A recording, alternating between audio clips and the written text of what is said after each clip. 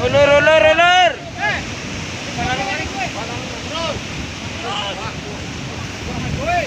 Mas. Bentar. Kurang kuat.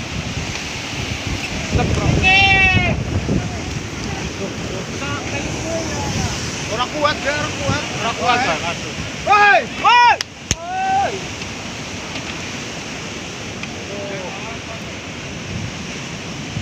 Orang kuat jebol ki nang nangane bisa jebol mengana.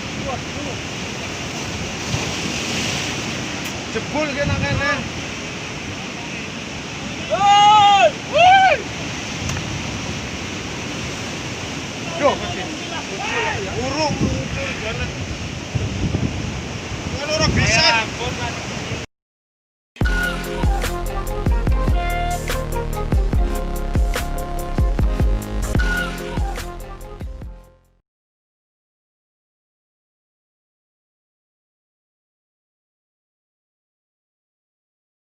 Assalamualaikum warahmatullahi wabarakatuh. Bersama saya Bambang Sadono di channel Inspirasi Jawa Tengah. Mudah-mudahan channel ini benar-benar bisa memberi inspirasi, memberi motivasi, edukasi, informasi. Syukur kalau ada persoalan bisa mendorong ke solusi. Saya baru saja mendapat informasi bahwa di Pantai Ayah, tepatnya di kawasan pelabuhan, itu sekarang masyarakat sedang menghadapi masalah. Salah satu masalah adalah perencanaan untuk menjadikan pelabuhan yang cukup representatif bagi para nelayan, itu antara dengan membangun breakwater atau pemecah gelombang. Tetapi karena bangunan ini mangkrak kira-kira sampai 9 tahun, maka banyak batu-batu yang sudah berserakan kemana-mana. Ini mengganggu, bukan saja mengganggu para nelayan, tetapi juga mungkin orang yang sedang berada di situ, karena wilayah Ayah ini merupakan destinasi wisata, jadi banyak orang yang berkunjung ke pantai ini. Nah, saya sudah bersama dengan Bapak Tursino SH, Kepala Desa Argopeni, Kecamatan Ayah, yang mau berbagi informasi mengenai masalah yang dihadapi oleh pelabuhan Ayah Kebumen ini. Apa kabar Pak Tursino? Kabarnya baik Pak Bambang. Gimana kabarnya Pak Bambang? Iya, sehat-sehat. Nah, iya. Ini saya pengen dapat cerita itu, bagaimana sekarang masalah yang dihadapi oleh para nelayan atau mungkin para wisatawan di Pantai Ayah, khususnya di wilayah pelabuhan Pak Tursino. Iya, terima kasih Pak Bambang. Berikan izin saya untuk menyampaikan pengalaman saya, karena saya kebetulan kepala desa di Argopeni yang kebetulan warganya melaut di Logending. Dan kebetulan juga Pantai Ayah itu dekat dengan desa kami. Dan sebagian besar nelayannya adalah nelayan dari desa Argopeni, Kecamatan Ayah. Baik Pak Bambang, akhir-akhir ini, minggu ini, telah terjadi kecelakaan tunggal. Artinya tunggal kemarin hari Sabtu, tepatnya kurang lebih pukul 10.30 ada kejadian wisatawan yang berasal dari Desa Pekuncen, Kecamatan Jatilawang, Kabupaten Banyumas. Mereka berwisata di Pantai Logending sama pacarnya, kalau nggak salah informasinya seperti itu. Tiba-tiba pada saat selfie mereka tertubruk ombak sehingga hilang. Baru ditemukan kemarin pagi jasadnya di depan pantai Menganti Karangduwur. Namun demikian pada hari Senin, kurang lebih jam 11.30 juga ada kejadian nelayan pulang dari melaut, nelayan Pantai Jetis, karena muaranya ini dipakai oleh Kebumen dan Cilacap, Pak. Ada 2 orang perahunya terhantam gelombang, sehingga yang satu selamat, yang satu hilang. Itu berasal dari Desa Banjarsari, tetangga Desa Cetis, Kecamatan Nusawung, Kabupaten Cilacap. Korban satu selamat, korban yang namanya Sarimin, sampai hari ini belum ditemukan. Walaupun tim SAR gabungan sudah melakukan patroli, penjagaan, pencarian dan sebagainya. Begitu kira-kira Pak Bambang. Ya, Pak Kades, apa kira-kira Ya. penyebab musibah-musibah ini sehingga menjadi musibah yang beruntun dan mungkin masih akan kemungkinan bisa terulang kembali, Pak Kades? Terima kasih Pak Bambang. Kurang lebih di tahun 2011 kalau nggak salah pada saat pemerintahan Bapak SBY, tiba-tiba kebetulan saya nelayan Pak Bambang, saya nelayan, asalnya saya nelayan, saya tahu persis tentang masalah nelayan. Tiba-tiba ada pembangunan dermaga di Pantai Ayah yang informasinya konon anggaran tersebut berasal dari APBN. Tujuannya mestinya membuat sebuah pelabuhan besar karena di Pantai Logenjing sangat potensi sekali untuk dikembangkan pelabuhan, Pak. Setelah itu berjalan, dibangun sebuah breakwater, pemecah gelombang. Namun tanggung, Pak, artinya tanggung ini belum sampai ke tengah, proyek sudah berhenti sehingga batu yang ada di sana yang ditata itu sampai hari ini berserakan, bahkan menghadang berada di pada mulut pendaratan, sehingga kalau surut, air surut ini sangat luar biasa berbahaya sekali bagi para nelayan.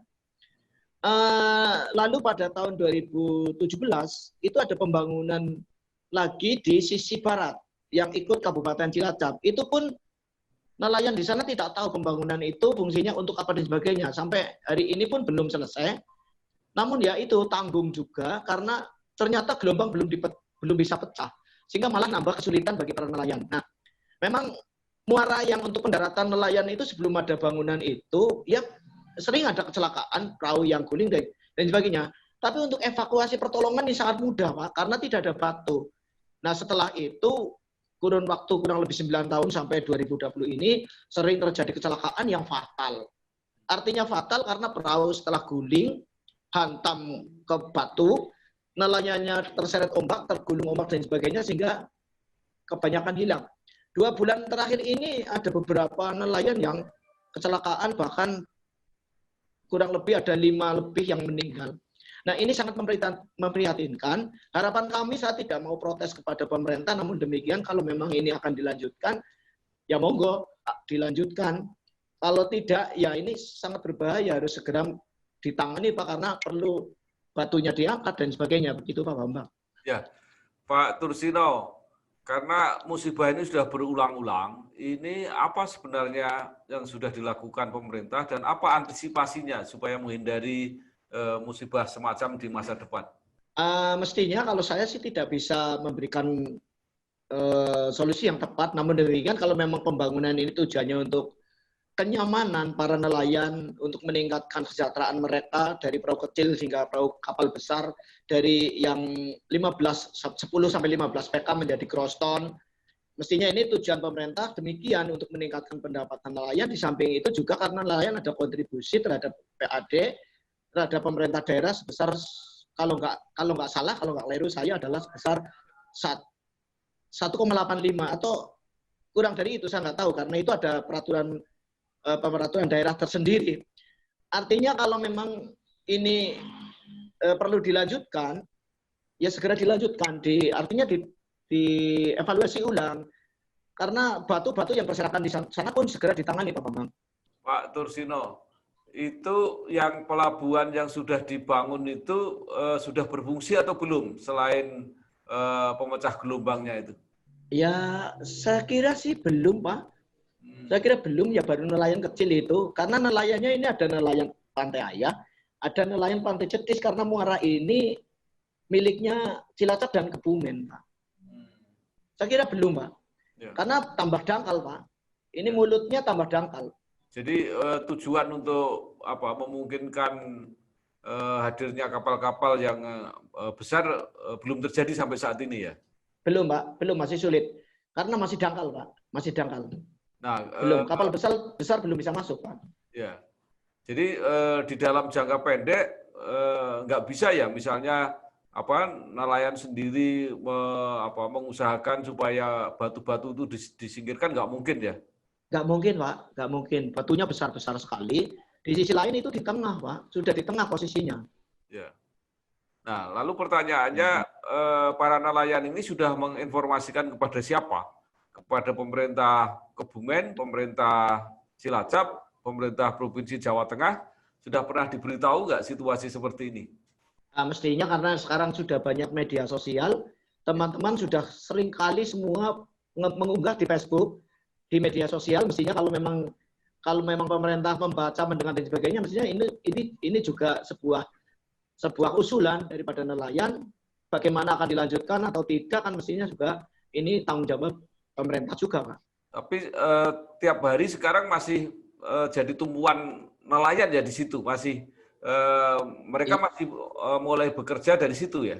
Betul, Pak, betul. Ya tetap, Pak. Ya namanya nelayan resikonya seberat apapun karena mereka adalah salah satu lapangan kerjanya mereka dan menghasilkan juga ya tetap walaupun terjadi kecelakaan kan walau alam itu artinya mereka juga menyerahkan. Namun demikian kadang-kadang kurang kehati-hatian memang ada kelemahan sisi lemahnya, Pak. Terus terang saja, saya punya nelayan, saya punya tetangga, saya punya teman-teman nelayan. Kadang untuk menyelamatkan diri saja, kadang-kadang suruh pakai pelampung, kadang-kadang pada pegah. Katakanlah sama dengan kita harus pakai masker dan sebagainya, ternyata juga itu masih diabaikan gitu, Pak. Nah, tadi yang di luar nelayan, Pak, ternyata di situ ada turis. Lalu pengamanannya seperti apa, Pak? Apa nggak perlu ada peringatan atau mungkin memberi pagar, memberi batas supaya mereka tidak ke tempat-tempat yang berbahaya seperti itu?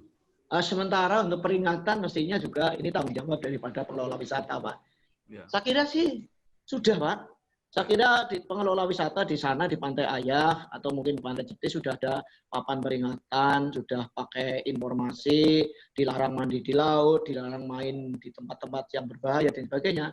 Namun demikian kadang-kadang orang itu kan kadang-kadang tidak menghiraukan, Pak. Akhirnya kemarin juga terjadi kecelakaan.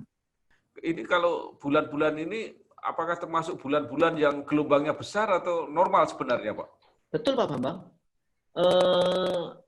Kurun waktu kurang lebih 1 minggu lebih, Pak, ini BMKG memang sudah mengumumkan bahwa minggu-minggu kemarin pada bulan September minggu kedua memang ini sudah disampaikan oleh BMKG terkait dengan ombak tinggi, Pak. Jadi ombak tinggi. Terus untuk beberapa minggu ini ternyata kemarin memang ombaknya sedang tinggi, Pak, sedang kurang bersahabat. Itu kalau nelayan di wilayah Ayah gitu, Pak, ya, satu kecamatan itu misalnya, itu berapa persen dari kepala keluarga yang menggantungkan hidupnya dari menjadi nelayan? Kalau kita bicara Pantai Logending, Pak, Ya. ini Pantai Logending kan statusnya sudah pelabuhan. Jadi saya berikan contoh sedikit, Pak Bambang. Jadi nelayan pasir pelabuhannya sudah sempit, sudah banyak sekali dan sebagainya, sehingga mereka berpindah lokasi ke Pantai Ayah. Ke Pantai Ayah itu. Lalu di Pantai Menganti di Karangduhur juga karena tempat pendaratannya sudah sempit juga, sebagian sudah ada yang melaut lewat Logending. Di Pantai Pedalen apalagi Pak Bambang sudah pernah lihat ke sana bahwa kapal sudah menumpuk sehingga teman-teman banyak yang pindah lokasi di Pantai Logending. Sehingga di Pantai Logending itu tidak seperti Karangduhur, Pasir, dan Pedalen, isinya hampir mutlak desa setempat dan sekitarnya. Kalau di Logending, ada nelayan pasir, ada nelayan serati, ada Karangduhur, ada Argopeni, Kalipo, Hargosari, Ayah, Candirego, bahkan luar-luar daerah, bahkan Pangandaran kadang datang ke situ, Andon, di Pantai Logending kan Logending yang masih luas begitu, Pak Bambang. Ya. Ini di suasana pandemi kayak begini, nelayan tetap beroperasi, Pak, ya? Karena memang itu tuntutan, Pak. Karena itu tuntutan, ya tetap beroperasi. Namun tentang masalah mensikapi pandemi ini, ya nelayan sudah semuanya mengikuti protokol kesehatan yang dianjurkan oleh pemerintah, Pak.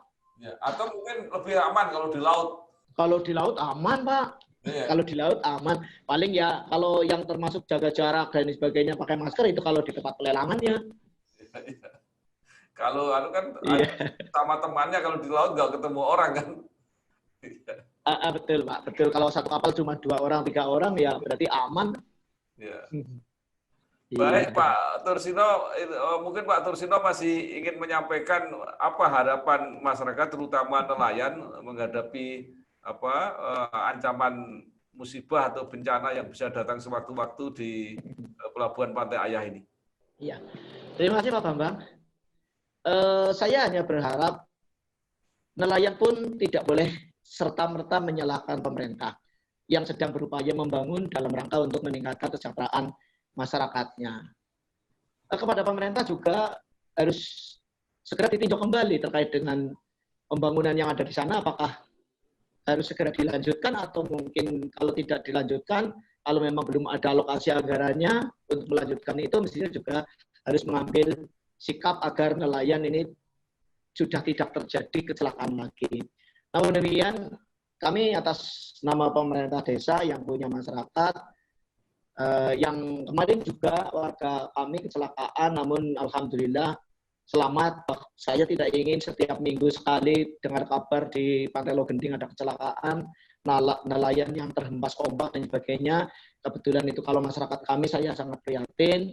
Oleh karena itu sekali lagi tidak harus menyalahkan pemerintah, akan tetapi kita harus bisa mensikapi andai kata ombaknya besar, jangan memaksakan diri untuk melaut. Kalaupun harus melaut, tuntutan ekonomi dan sebagainya, ya harus bisa menyesuaikan dengan situasi dan kondisi, begitu Pak Bambang.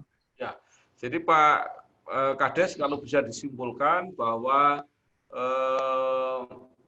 kalau memang pelabuhan nelayan ini masih diharapkan dan masih akan dikembangkan agar pemerintah segera menyelesaikan sarana yang dibutuhkan.